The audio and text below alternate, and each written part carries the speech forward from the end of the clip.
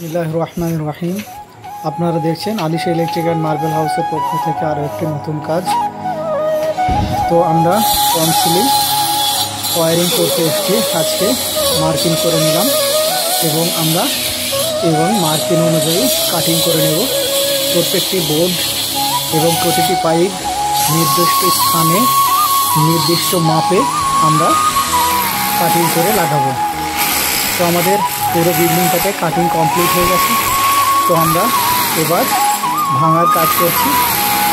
তো আমরা হেমার ড্রিল নিয়ে পুরো বোর্ডগুলো এবং যত কাটিং রয়েছে পাইপের সমস্ত প্লাম্বিংয়ের পাইপের কাটিং এবং বোর্ড আমরা ভেঙে নেব।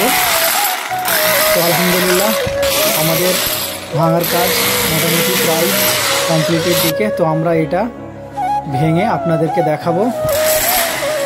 টোটাল বিল্ডিংটা আপনাদেরকে আমরা কেমনভাবে ওয়ারিংটা করলাম বা কী প্রসেসে ওয়ারিংটা করতে হয় সেটি আমরা আপনাদেরকে দেখাবো।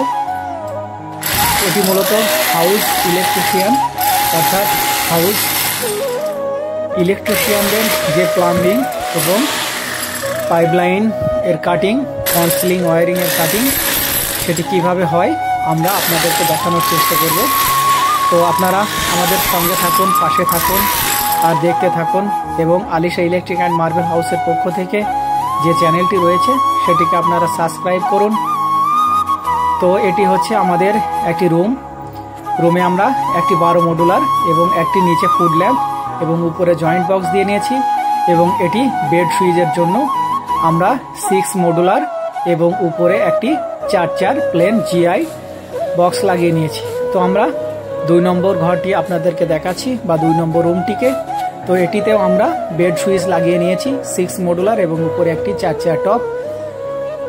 এরপর আমরা সামনের অর্থাৎ মেন বোর্ড যেটি 12 মডুলার এবং নিচে 4 মডুলার অর্থাৎ ফুড ল্যাম্প লাগিয়ে নিয়েছি এবং উপরে একটি 4 জিআই বক্স।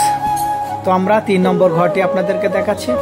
তো 3 নম্বর ঘরে আপনারা দেখছেন যে একটি 12 মডুলার এবং উপরে একটি 4 জিআই বক্স এবং নিচে একটি ফুড ল্যাম্পের জন্য আমরা 4 মডুলার লাগিয়ে নিয়েছি।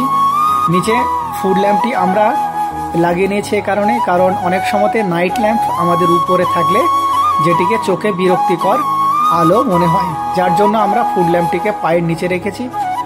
তো যদি আলো কোনোভাবেই চোখে লাগার কোনো সম্ভাবনা থাকবে না, তো আপনারা লক্ষ্য রাখবেন একজন হাউস ইলেকট্রিশিয়ান হিসাবে বা আপনারা যারা কাজ করবেন তারাও লক্ষ্য রাখবেন যে ইলেকট্রিশিয়ান মিস্ত্রিদেরকে সবসময়তে সঠিক মাপ এবং সঠিক জায়গা অনুপাতে কাজ করতে হবে। তো আমরা জানি যে এটি রান্নাঘর হবে, রান্নাঘরের জন্য আমরা যে বক্স হবে রান্নার যে বক্স সেটির কাছে আমরা একটি 4 মডুলার এবং একটি সার্কুলার বক্স লাগিয়ে নিয়েছি যেটিতে বাল্ব থাকবে এবং এটি হলো বারান্দার অংশ। তো বারান্দাতে পায়খানা এবং বাথরুম অ্যাটাচ রয়েছে। তো অ্যাটাচ বাথরুমে আমরা বাথরুমের ভিতরে একটি ফল সিলিংয়ে 9 ওয়াটের বাটি অলরেডি দিয়ে রেখেছি এবং সাইডে একটি 2 মডুলার লাগিয়ে নিয়েছি এবং পাশে আরও একটি যে বোর্ড দেখতে পাচ্ছি